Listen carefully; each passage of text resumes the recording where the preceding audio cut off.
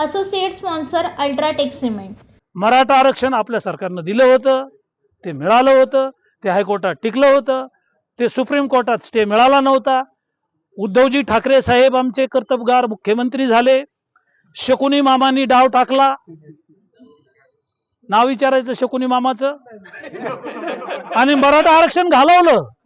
उद्धवजी होते मुख्यमंत्री, पण मागून चाबी देणारं दुसरंच होतं।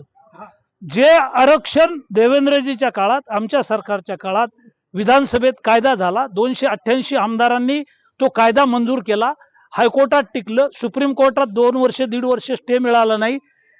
आघाडीच्या सरकारचे पांढरे पाय लागले आणि पांढऱ्या पायाच्या सरकारनं वकील बदलले।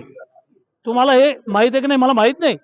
ज्या वकिलांनी जीवाची बाजी लावली, मराठा समाजाचे वकील होते, हायकोर्टात जिंकून दिलं, पण सुप्रीम कोर्टात तुम्ही यांना का काढून टाकलं? विचारा शकुनी मामांना, शरद पवारांना का नाही विचारत? पत्रकारांनी विचारावं की त्यांनी वकील का बदलले? ज्यांनी बाजी लावली त्यांना बदललं। कोण दिलं वकील कोण दिलं? ज्यांनी आयुष्यभर अतिरेक्यांच्या जमानती घेतल्या ते वकील।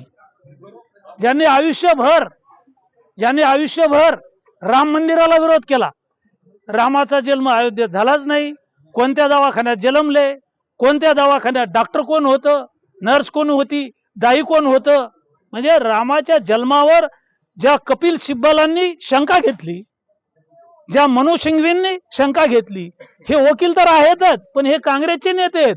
हे मराठ्यांची बाजू कशी लावू शकतात, कशी मांडू शकतात?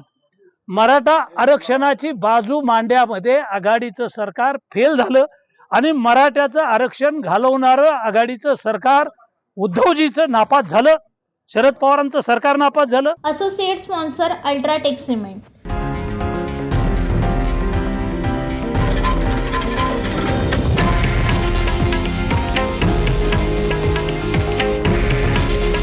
हे आहे देशातील नंबर 1 न्यूज नेटवर्क आणि आपण पाहत आहात TV9 मराठी।